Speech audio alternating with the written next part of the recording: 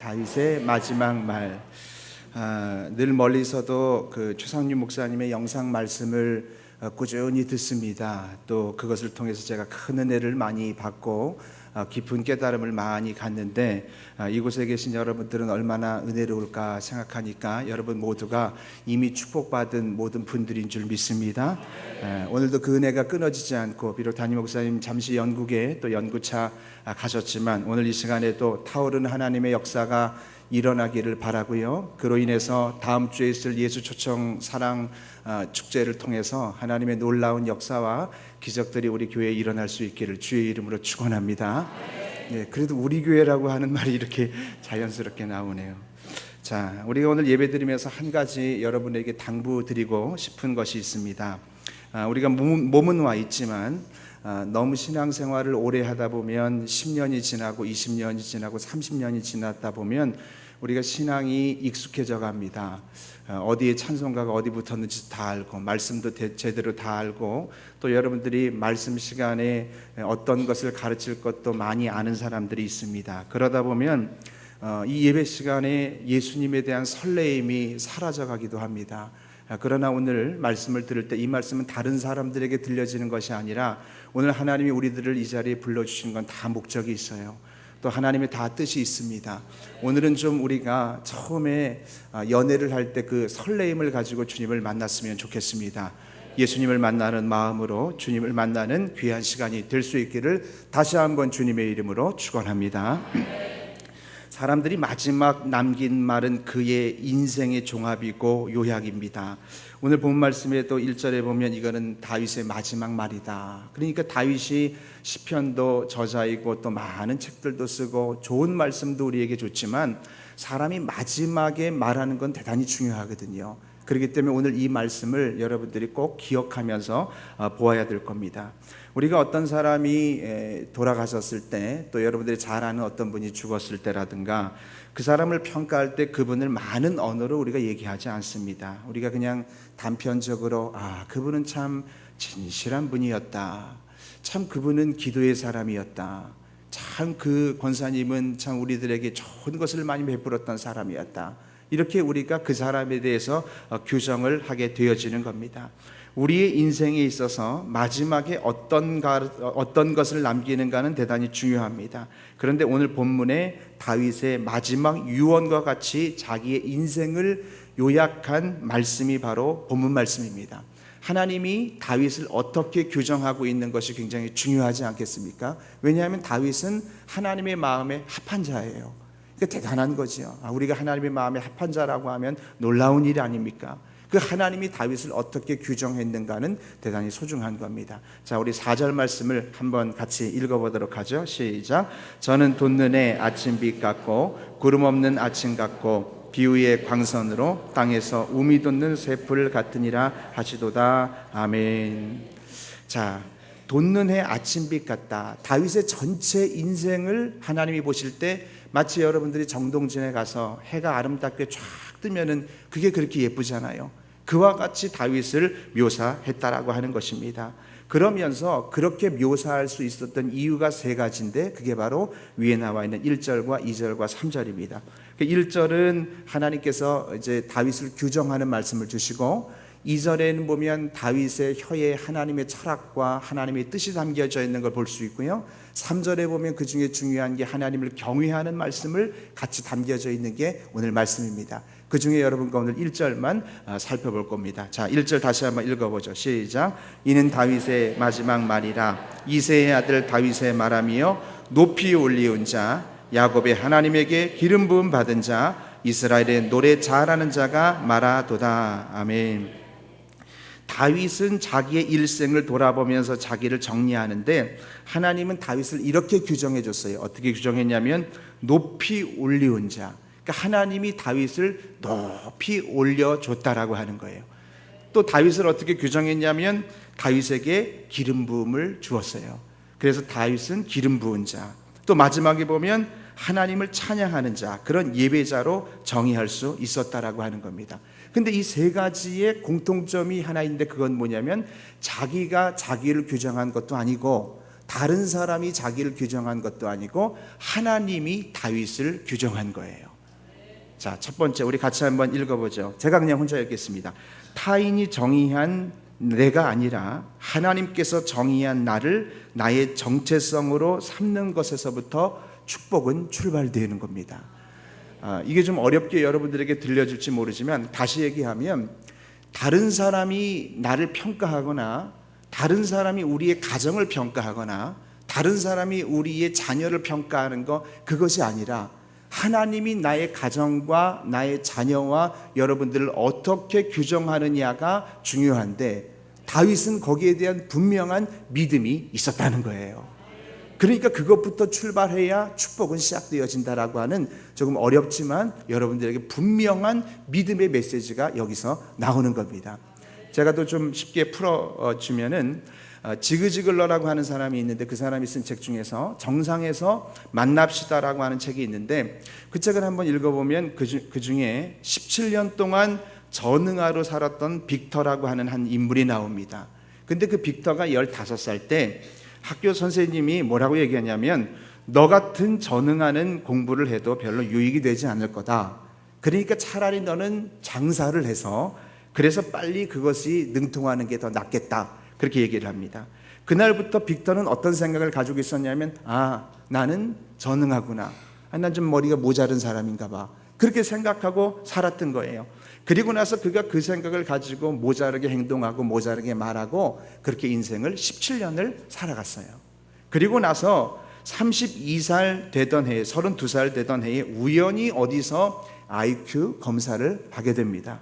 근데 놀랍게도 IQ가 161이라고 하는 사실을 알게 된 거예요. 제가 더 놀라는 것은 여러분들이 놀라지 않는다는 거예요. 우리 예관교회 성도님들이 다 160이 넘는 건 제가 들어서 알고 있지만 이 정도까지인지는 몰랐습니다. 그때부터 이 빅터라고 하는 청년은 천재 인생을 살기 시작합니다.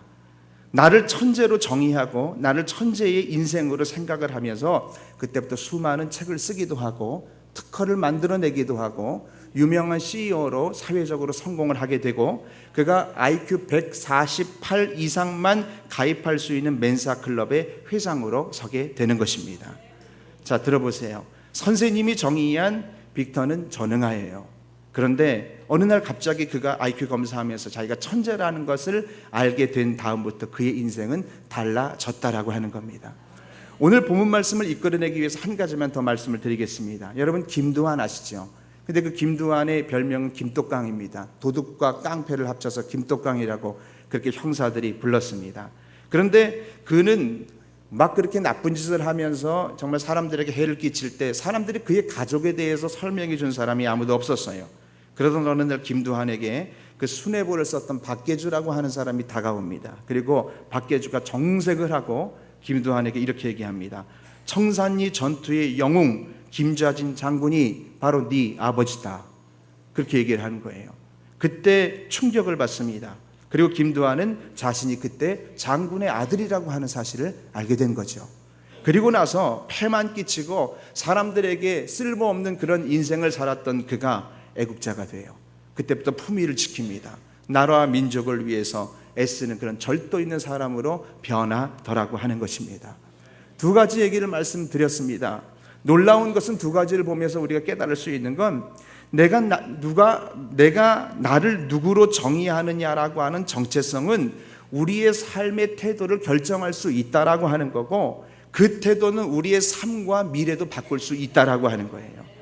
내가 나를 어떻게 정의할 것인가, 나를 어떻게 인식할 것인가, 나의 삶의 태도를 바꾸고 나의 미래를 바꿀 수 있다라고 하는데 하물며 하나님이 여러분들을 정의했다라고 한다면 변화가 일어나지 않는 자체가 기적이에요. 그게 잘못됐다라고 하는 겁니다.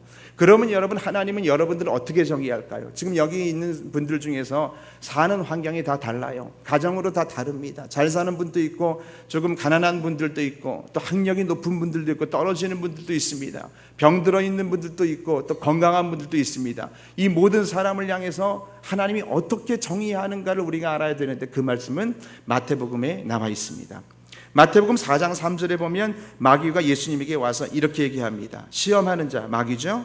예수께 나와 가로되 네가 만약 하나님의 아들이거든 이 돌들을 뭐가 되게 하라고요? 떡덩이가 되게 해라. 마귀는 네가 하나님의 아들이여든이라고 하는 조건문을 사용해요. 이 if라고 하는 조건문을 사용하는 이유는 무엇이냐면, 네가 만약에 하나님의 아들이면 능력 보여줘라. 네가 만약에 예수님을 잘 믿었으면 뭔가를 보여줘라. 네가 신앙생활 잘했다라고 하면 보이는 게 있어야 되지 않겠느냐라고 하는 마귀의 속임수로 다가온다라고 하는 거예요. 여러분, 마귀가 정의하는 것들이 있습니다. 마귀는 전부 다 이렇습니다. 보이는 것에 집중하게 만듭니다. 우리의 모든 신앙과 우리의 삶이 보이는 것에만 집중하게 만드는 게 마귀의 유혹의 방법인 겁니다. 우리의 정체성이 늘 능력과 관계에 있다라고 하는 거예요. 네가 얼마나 소유하고 있느냐, 네가 얼마나 과거에 얼마나 많은 업적을 남겼느냐, 네 가정이 지금 얼마나 잘 사느냐, 네 가정의 자녀가 지금 얼마나 잘 되었느냐, 얼마나 네가 부를 가지고 있느냐, 네가 갖고 싶은 명예들을 다 가지고 있느냐, 그 능력이 바로 너다. 이것이 바로 마귀의 속임수예요. 이게 하나님의 방법이 아니라고 하는 겁니다.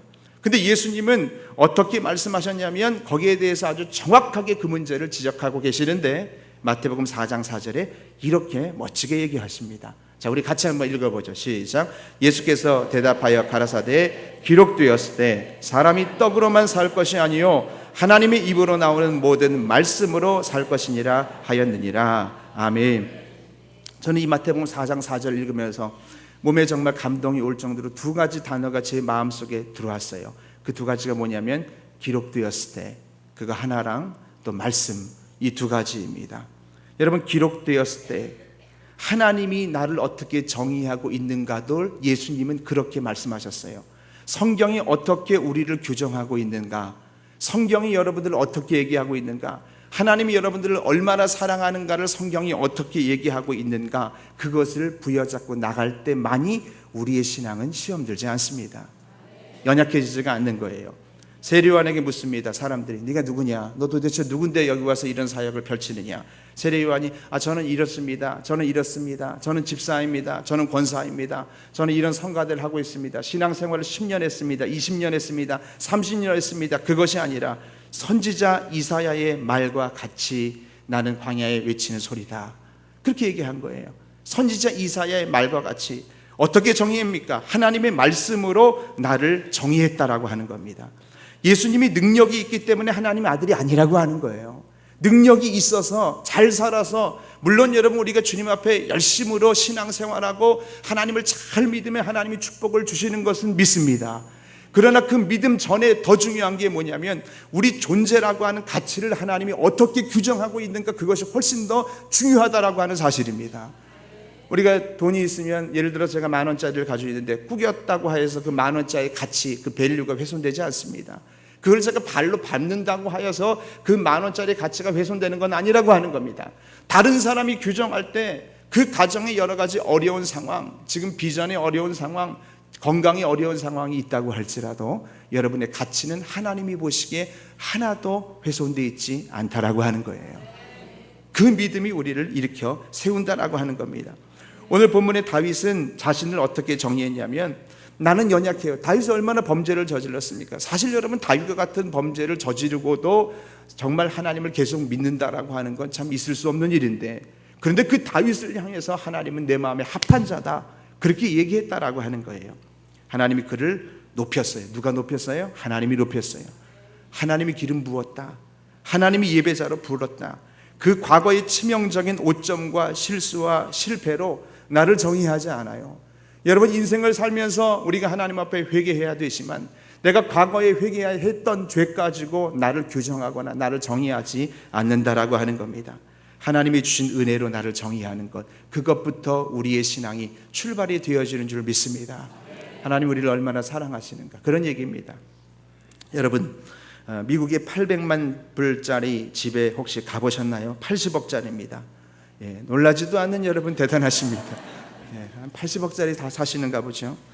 그 한 집사님이 속회 모임을 하는데 가난한 집의 집사님도 계셨고 부잣집 집사님도 계셨습니다. 집이 800만 불짜리입니다. 발음이 안 되는 이유는 제가 그렇게 살아본 역사가 없어서. 세상에 집이 없는 게 없습니다. 실내 수영장이 쫙 펼쳐져 있습니다. 그리고 실외에도 수영장이 있습니다. 아름다운 정원이 있습니다. 또 거기 작은 놀이동산까지 갖추고 있는 그런 교회 집사님이었습니다. 실제로 있었던 일인데, 그 모임에서 그곳에서 은혜롭게 잘 마치고 좋은 음식을 먹고 그 모임을 끝내고 집에 돌아가는 한 집사님이 허름한 삐그덕거리는 자기 집에 단칸방을 탁 들어가는데 눈물이 왈칵 쏟아지다라고 하는 거예요. 자기 마음이 너무 힘들다라고 하는 거예요. 그래서 하나님 앞에 이렇게 얘기했습니다. 하나님, 내가 이 미국에서 12시간 이상씩 접시 닦으면서 이렇게 고생을 했는데 내 소유의 집이 하나도 없습니다.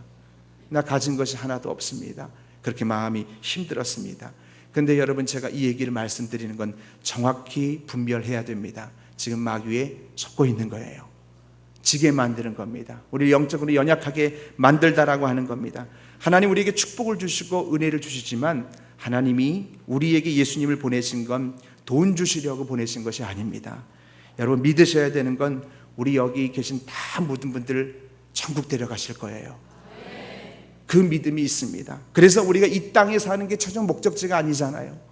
이 땅에서 비록 다른 사람들에게 여러분 놀림을 받고 또 보잘것없이 보인다고 할지라도, 내 환경이 변화되어지지 않고 그저 내 환경은 그대로라고 할지라도, 이 땅에 사는 동안 우리가 한 가지 우리가 추구해야 될 건 아버지의 뜻을 따라서 살다가 주님 부르시는 그날에 선한 싸움 다 싸우고 우리 주님 품에 안기는 것, 그것이 우리의 소망인 줄 믿습니다.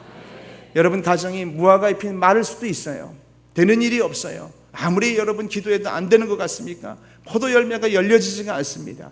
그러나 우리가 그렇게 고백할 수 있다라고 한다면 하나님 굉장히 기뻐하실 거예요. 난 여호와로 즐거워하리, 난 여호와로 즐거워하리.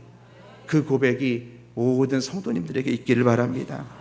중요한 건 여러분 모두가 예수님 짤이에요. 이거 이상의 가치는 없습니다. 여러분, 예수님 짤이라고 하는 100불짜리가 구겨져도 100불이듯이 예수님 짤이가 좀 초라해지면 어떻습니까? 좀 못 살면 어때요? 좀 연약하면 어떻습니까? 우리는 다 천국 갈 백성이기 때문에 이 땅에서 주님이 기뻐하는 일 감당하고 기도하며 전도하며 주님 잘 섬기다가 천국에 가서 좋은 집에서 사는 그런 꿈이 우리에게 있어야 되지 않겠습니까? 우리가 가지고 있는 거, 여러분, 그것이 이 땅에서 천국에 가져갈 수 있는 건 아니라고 하는 겁니다. 그 미국에 보면 캘리포니아 밑 지역에 얼바인이라고 하는 지역이 있는데, 거기 우리 한인 청소년들이 좀 아무래도 동양이니까 좀 세 보이게 하기 위해서 신발도 좋은 거 신습니다. 막 나이키 같은 거 막 이렇게 신고, 그 다음에 뭐 비싼 시계를 차고 좋은 뭐 노트북 같은 거 갖고 다녀요. 그러니까 막 그냥 오히려 한인들이 더 심하게 그렇게 갖고 다닙니다. 왜? 자기를 좀 세 보이고 자기 가치를 좀 드러내려고 하기 위해서 그렇습니다. 여러분, 한국은 어떻습니까? 여기 계신 여자분들에게 묻겠습니다. 무엇으로 여러분들을 갖추나요? 혹시 여러분, 한국에서 제일 유명한 명품이 뭐가 있나요? 루이비통입니까? 위에서부터 밑으로 다 똥으로 치장을 한다고 한들 그것이 그 사람의 가치를 변하게 하나요? 어떤 사람 말 들어보니까 위에 것을 루이비통으로 사면 밑에도 그걸 밸런스를 맞춰야 돼서 다 같이 사야 된대요. 그러다 보면 가방도 사야 된다라고 하는 겁니다. 그런데 여러분, 그분이 그렇다고 해서 그 사람이 달라지는 것은 아니라고 하는 거예요. 제가 한국에 올 때마다 양복을 하나씩 가능한 한 사는데, 싼 데서 사거나 저희 가리봉동에 가면 창고 대방출이라고 있습니다. 그런 데 가면 5만 원, 6만 원에도 좋은 양복을 살 수 있습니다. 그리고 나서 그 양복을 가지고 벤츄라로 갑니다. 그 다음에 양복을 입고 강단에 서서 성도들에게 한번 묻습니다. 여러분, 이 양복을 제가 이번에 한국에 가서 샀는데 여러분 눈에는 얼마로 보입니까? 그럼 대부분이 1000불 이상으로 봅니다. 왜 그럴까요? 누가 있느냐가 중요한 겁니다. 여러분, 이 얘기를 여러분들에게 하는 이야기는 우리가 여러분들의 가치 자체에 대해서 우리 주변에 있는 환경을 보지 말라고 하는 거예요. 어떤 성도님들이 이런 얘기를 합니다. 목사님, 저는 예수님을 믿고 교회를 다니지만 별로 복받은 게 없는 것 같아요. 이런 말을 듣기도 합니다. 만약 하나님이 이런 이야기를 들으신다라고 한다면 정말 기절초풍할 이야기입니다. 십자가를 제대로 바라보면서 신앙생활을 한다라고 한다면 이렇게 얘기할 수 없는 거예요. 우리가 신앙생활을 너무 오래 하다 보니까 하나님이 독생자까지 십자가의 고통에 내어주신 것이 너무 쉽게 생각이 되어지지 않습니까? 한번 여러분 생각해 보세요.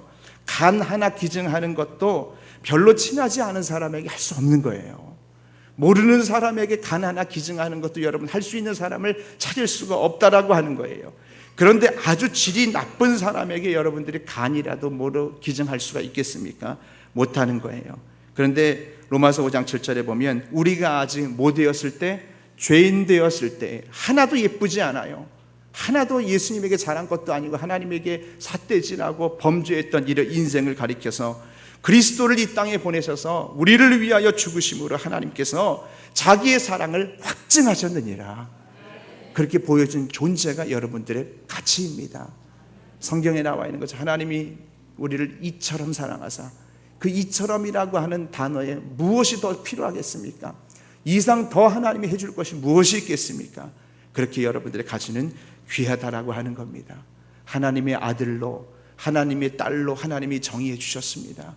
지금 좀 힘들고 어렵고 지금 여러분 경제적으로 어렵다고 할지라도 하나님이 나와 함께 하신다라고 하면 여러분 정말 충분하십니까?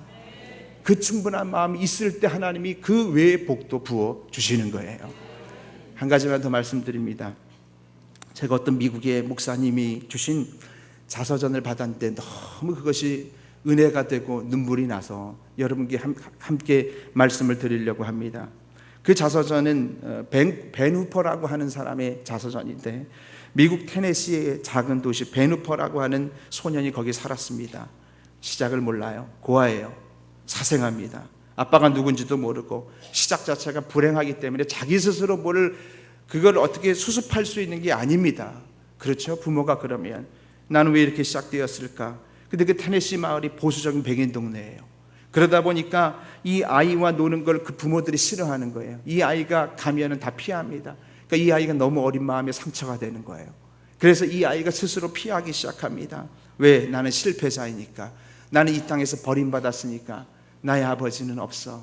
그러던 12살에 그 동네에 어떤 젊은 목사가 부임을 했는데 그 예배가 그렇게 은혜롭고 그렇게 정말 하나님의 은혜가 충만하고 설교가 좋다라고 하는 얘기를 소문으로 듣게 됩니다.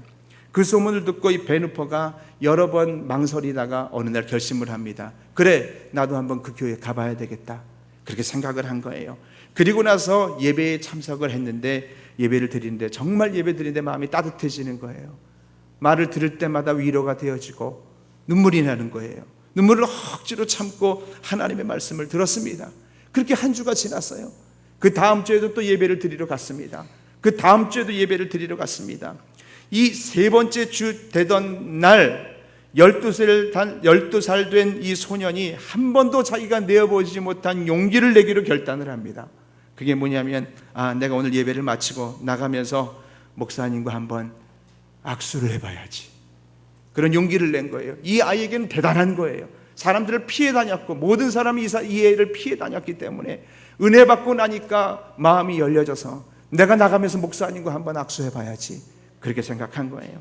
그래서 나가면서 라인업을 쫙 하고 자기 순서를 기다렸습니다. 목사님과 악수할 차례가 됐어요. 목사님 그의 얼굴을 봤습니다. 누군지 모르는 거예요. 목사님 물었습니다. 너 누구 집 자식이냐? 그냥 물으는 거예요. 그런데 이 베누퍼의 배경을 아는 성도들이 술렁거리기 시작했습니다. 대답할 수 없죠. 누구 집 자식이냐고 하면 대답할 수가 없죠. 그래서 목사님이 한 번 더 묻습니다. 너 누구 집 자식인지 알겠다. 그렇게 얘기한 거예요. 사람들이 조용해졌습니다. 아무도 말을 하지 않았어요. 이 목사님 무슨 얘기를 하려고 하는 건가? 세 번째 목사님이 그에게 이렇게 말을 던집니다. 넌 하나님의 아들이구나. 그렇게 얘기한 거예요. 이 얘기를 듣는 순간에 한 번도 이 베누퍼는 여기에 대한 누구의 아들이다 누구의 딸이다 얘기를 들어보지 못하다가 그 얘기를 들으니까 그의 온몸에 소름이 끼치기 시작합니다. 얼굴이 하얘졌어요. 대답을 할 수가 없었어요.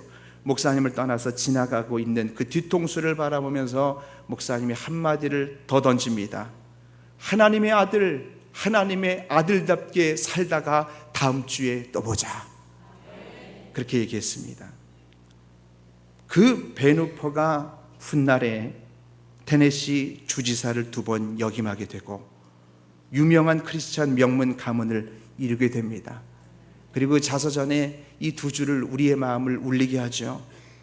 뭐라고 써 있냐면, 제가 한글로 번역해서 말씀을 드리면, 너는 하나님의 아들이야, 하나님의 아들답게 살아. 그 말을 듣는 순간 테네시의 주지사가 시작되는 순간이었다. 그렇게 쓰여져 있어요. 얼마나 아름답습니까? 결론을 맺겠습니다. 하나님이 다윗을 사랑하셨지만 어떤 다윗을 찾냐면, 사람들이 정의한 내가 아니에요. 그걸 나로 알고 규정하는 사람들 하나님께서 찾지 않으십니다.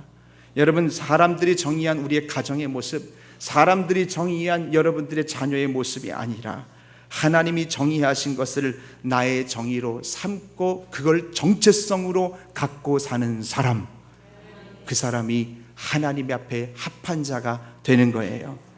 지금까지 여러분, 내가 얼마나 가지고 있었는지, 내가 얼마나 좋은 사람을 만났는지, 내가 얼마나 좋은 업적을 남겼는지, 나의 능력에서 나를 정의하라고 하는 마귀의 속임수에 속았다라고 한다면, 거기서 빠져나와서 비록 이 땅에서 여러분들이 넉넉하지 않을지라도, 내 인생이 다른 사람이 규정해서 봤을 때는 초라할지라도, 나를 사랑하셔서 당신의 아들까지 내어주신 그분이 다른 사람이 뭐라고 얘기하든 너는 내 아들이야, 너는 내 딸이야, 너는 내 자녀야, 그렇게 말하는 그 정의를 붙들고 이 남은 인생 선한 싸움 싸다가 하나님께 달려가는 인생, 그것이 바로 정동진의 해가 쫙 뜨는 것처럼 아침 햇살같이 빛나는 인생인 줄 믿습니다. 저와 여러분들이 그렇게 살아가길 바랍니다. 우리 찬양 한 곡 하겠습니다. 우리가 찬양을 하면서 마음속으로 깨달을 건, 우리 마음속으로 이 가사를 음미하기 바랍니다. 괴로울 때 괴로움을 묵상하지 마세요. 슬플 때 슬픔을 묵상하지 마세요. 외로울 때 외로움을 묵상하지 마시기 바랍니다. 우리 가사에 나와 있는 것처럼 괴로울 때 주님의 얼굴만 바라보시기 바랍니다. 그분이 여러분들을 품어주시고 여러분들을 세워주실 것입니다. 여러분, 하나님의 아들이에요. 하나님의 딸입니다. 다시 어깨 펴고 일어나셔서 하나님을 바라보는 성도님들 되기 바랍니다. 괴로울 때 얼굴 보라, 평화의 주님 바라보. 여러분, 무엇에 시달려 있습니까? 세상에서 시달린 친구들아,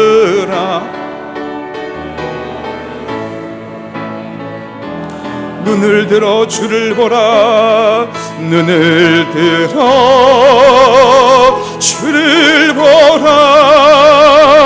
내 모든 영 오직 주님께 맡기세요. 우리 주님 앞에 맡깁니다. 슬플 때에 주님의 얼굴 보라, 사랑의 주님 안식 주리라. 우리 2절 하면서, 우리 2절 부르기 전에 여러분 마음으로 생각하세요. 힘이 없습니까? 무엇 때문에 여러분들이 힘이 없고 무엇 때문에 연약해 있습니까? 내 마음 연약할 때 능력의 주님 바라보아라. 주님의 이름을 진짜 정확하게 부르는 자는 힘 주실 거예요. 지켜주실 거예요. 우리가 그 믿음으로, 우리가 마음으로, 하나님 우리의 가정에 주시는 음성입니다. 자녀 때문에 눈물이 나는 자에게 주시는 음성입니다. 질병 때문에 눈물이 사는 자에게 주시는 음성입니다. 그 음성으로 늘 받으시면 승리할 줄 믿습니다. 힘이 없고 내 마음요, 누구를 바라봅니까? 능력의 주님, 능력의 주님 바라보아라. 주의 이름, 주의 이름 주님 부르. 하나님, 연약한 자들에게 이 시간 성령님 힘을 주옵소서. 힘 주시고 늘 지켜주시. 눈을 들어 주를 보라, 눈을 들어 주를 보라. 내 모든 염려 주께 맡겨라. 슬플 때에 주님의 얼굴 보라. 사랑의 주님 안식 주. 우리 전능하신 하나님을 찬양합니다. 전능하신 하나님 찬양. 언제나 동일하신 주님, 전능하신 하나님 찬양. 영원히 다 다스리네. 다 눈을 감으세요. 다 눈을 감으시고 가슴에 손을 얹고 여러분 이 시간 주님의 음성으로 들으시기 바랍니다. 힘이 없고 연약할 때 그거에 묵상하지 마시고 능력의 주님을 바라보시길 바랍니다. 세상에서 힘들고 시달렸다고 할지라도 여러분들은 하나님의 아들이고 하나님의 딸이에요. 마귀는 네가 가진 소유가 얼마냐, 네 자식이 얼마나 잘 되느냐를 보고 우리가 낙심하게 하지만 마귀에 속지 마시기 바랍니다. 사랑하는 아들아, 네가 이 땅에서 하나님의 아들답게 살다가 천국에서 만나자. 이게 주님의 음성이라고 한다면 내가 그거 부여잡겠습니다. 그 믿음으로 우리 함께 한 30초 동안 기도하신 다음에 제가 기도하겠습니다. 다 같이 동성으로 기도합니다. 주님, 주의 능력으로 하나님 도와주시옵소서. 아버지 하나님 능력으로 하나님 아버지, 우리 마음속에 하나님 아버지, 사랑하는 아들아, 이 땅에 살면서 하나님의 아들같이 하나님의 딸같이 살다가 주님 만날 수 있도록 하나님 도와주시기 원합니다. 아버지 하나님의 다윗과 같이 하나님, 사람들이 정의한 내가 아니라 하나님이 정의한 나를 붙들고 나가게 하여 주시옵소서. 자꾸 보이는 것 때문에 실망하고 하나님 낙심이 되어집니다. 하나님, 여호와의 아버지 하나님, 아버지 우리에게 힘주세요. 은혜를 주시고 성령의 능력을 허락하여 주셔서 다시 일어나게 하여 주시고 다시 하나님을 바라보게 하여 주시기 원합니다. 이 땅에 우리가 존재하고 있는 것은 하나님 아버지 사명이 있기 때문입니다. 주여, 우리가 감당하게 하여 주시고 놀라운 하나님의 은혜로 세워지는 주의 백성들이 되게 하여 주시고 아버지 하나님의 놀라우신 아버지 은혜가 되어 주시기 원합니다. 주님, 우리를 일으켜 세워주세요. 우리를 다시 이렇게 세워주셔서 하나님의 영광의 자리에 들어갈 수 있도록 주여 역사하여 주시옵소서. 주님 감사드립니다. 주님 능력으로 하나님 도와주시옵소서.